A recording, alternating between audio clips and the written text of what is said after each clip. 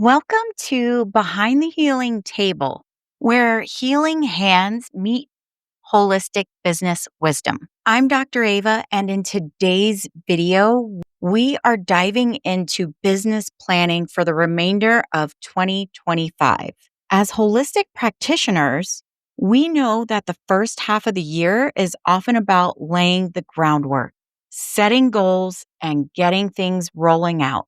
But now it's time to reflect, adjust, and take actionable steps to finish the year very strong. Let's break down the key strategies that you need to focus on. Before you set new goals, it's important to reflect on what you've already accomplished this year in 2025.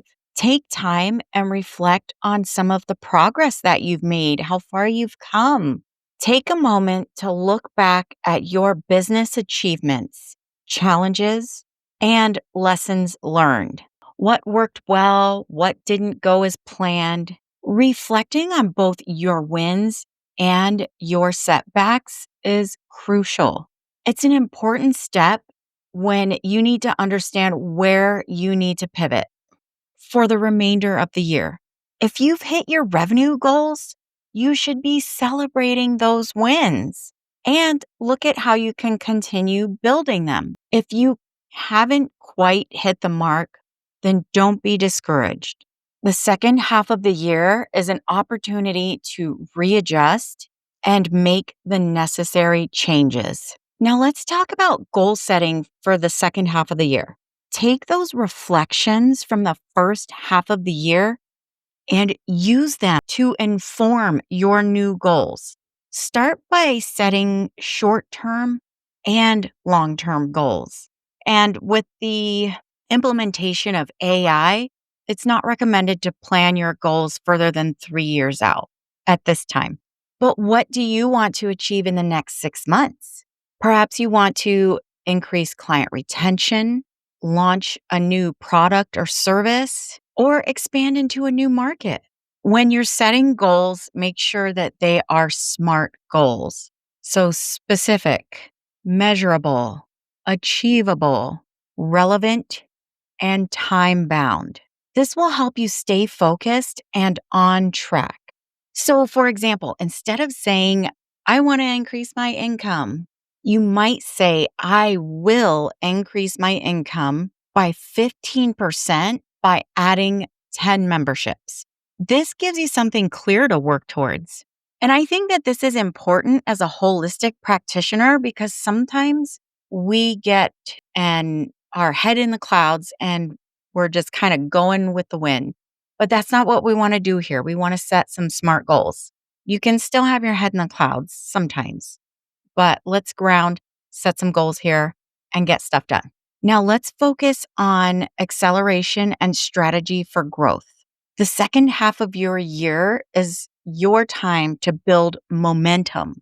Consider implementing new market strategies that can attract more clients. Think about utilizing social media platforms and use them really to their full potential. You don't have to use them all, but pick one and give it a shot. Launch some promotions on there and collaborate with other wellness providers. For example, you could run a referral program or offer discounted services to new clients who sign up for a membership. And collaborating with other practitioners can also open new doors to expanding your client base. Additionally, consider offering online services like virtual consults or workshops to expand your reach beyond your local area. As a TCM mompreneur, one of the biggest challenges you face is balancing your business with your family life. To maintain balance, time management is crucial. You need to block off time for both business and personal. This is something I cover in one of our programs here. It might seem taboo, but you need to block off that personal time and make sure you're prioritizing self-care. Your family life is just as important as your business success. So don't forget to give yourself grace and flexibility. Use tools like scheduling software and task management app to streamline your daily tasks.